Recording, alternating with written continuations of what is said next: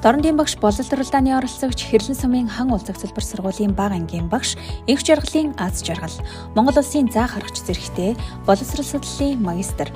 Болол уралдааны 3 дугаар шатанд хүүхдийн хөгжил төлөвшөл, байгаль нутаг орноо хайрлан хамгаалах ногоон байгууламж нэмэгдүүлэх, хүмүүнлэгийн үйл ажиллагаа гэсэн сэдвийн хүрээнд хийсэн ажлыг танилцуулъя.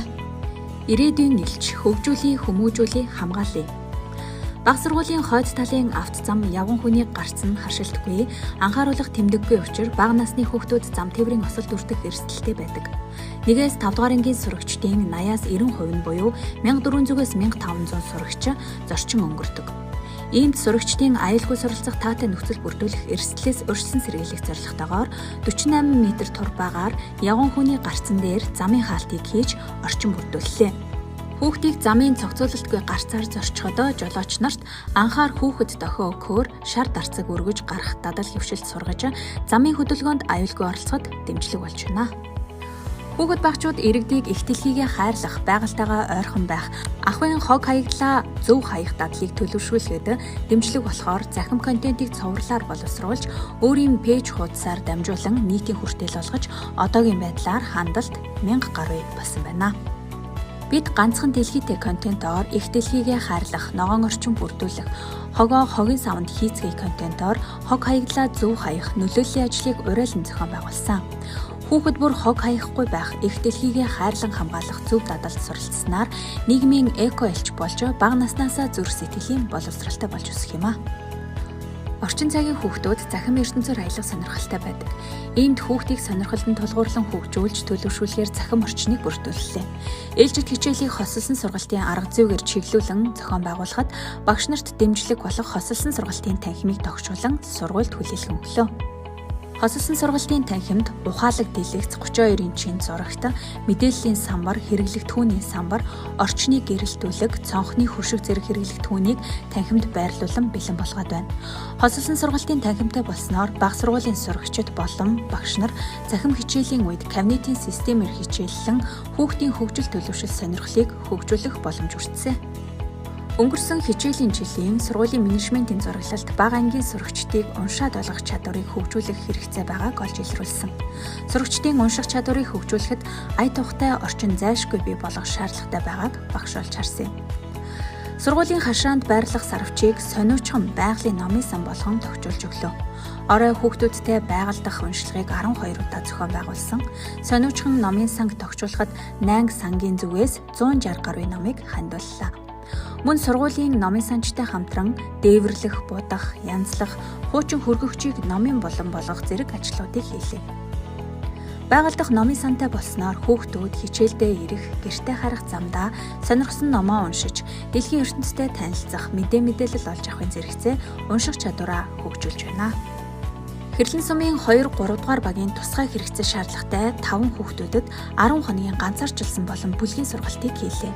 Сургалтаар сурагчдын будах, холбох, үзэг харандааг зөв барих, өнгө ялгах зэрэг чадваруудыг эзэмшүүлэхээс гадна сургуулийн орчинд дасан зохицуулах үйл ажиллагааг зохион байгуулж анхны мэдлэг чадварыг олголоо. Сурагчдын өдрийн сургалтаар ямар чадвар эзэмших даалгавар хийснийг эцэг эхэд танилцуулж, гарын үсэг зурулж, ахиц амжилтыг тайлагнаж байлаа. Сургалт дууссаны дараа сэтгэл ханамжийн судалгаа авахд маш сайн гэсэн үнэлгээ өглөө.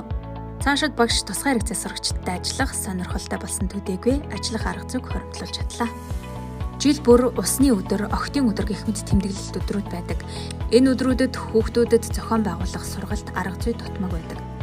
Энэ хэрэгцээг мэддэг учраас багш Аз жаргал дэлхийн усны өдөрт зориулан усаа хайрлая. Монгол улс тунхагласны өдөрт зориулан тусгаар тогтнол, хүүхдийг зодод шийдэхийн эсрэг дэлхийн өдөрт зориулсан хүүхдээ хайрлаач сэдвт захим хичээлүүдийг бэлтгэн, захим аялал, ном, өөрийн арга зүй туршлагын 3 цуврал боршуур, 6 настай хүүхдийн эцэг эхэд зориулсан зөвлөмж, тэмдэглэл, хөтлөх хавцсны хамт 14 сумгийн сургуульд хүргүүлсэн.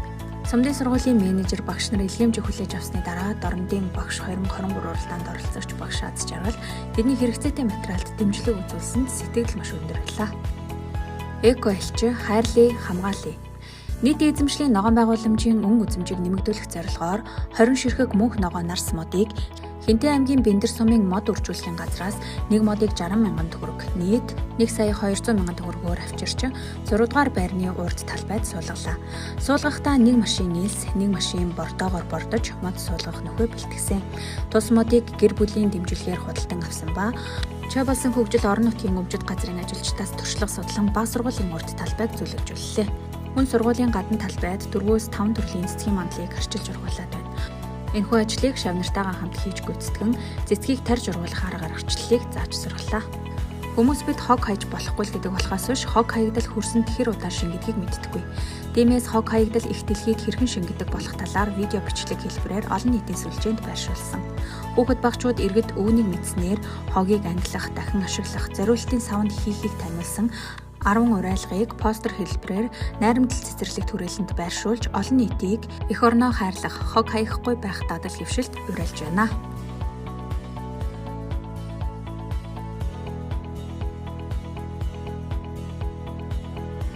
Гялгар ууднаас татгалзах нь эрүүл мэнд байгаль орчноо хамгаалах хамгийн энгийн бөгөөд том алхам юм. Гялгар ууд нь газрын хөрсөн чингэхгүй он удаан жил байснаас хөрсний эвдрэл цөлжилтийг улам эрчимжүүлээд зогсохгүй эргээд хорт нэгдэл ялгаруулж хүрээлэн буй орчинг хордуулж байдаг учраас гялгар ууднаас татгалзах аянг зохион байгууллаа.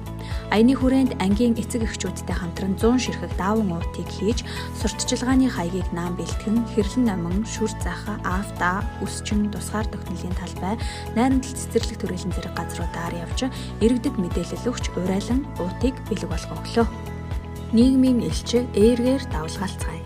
Баг сургуулийн гадаах таатай орчин бүрдүүлэх зорилгоор сургуулийн хашааны үүдний 10-ыг харьцах 8 цементэн замыг 2 тонн хайрга 500 кг цемент 600 м2 төмрөөр хайрцаглан хийлээ. Бэлтгэсэн талбайдаа зүлэг суулган арчилж тордон ургууллаа. Мөн сургуулийн орчны мандлуудад 4-5 төрлийн цэцэг тарьж ургуулж орчныг тохижуулсан. Мөн аймгийн иргэдийн төлөөлөгчдийн хурлын тэргүүлэгч Гэрэл Батар болон эцэг эхчүүдийн дэмжлэгээр 800 м2 гэрэлт гудамжийг сургуулийн гадаа бий болголоо.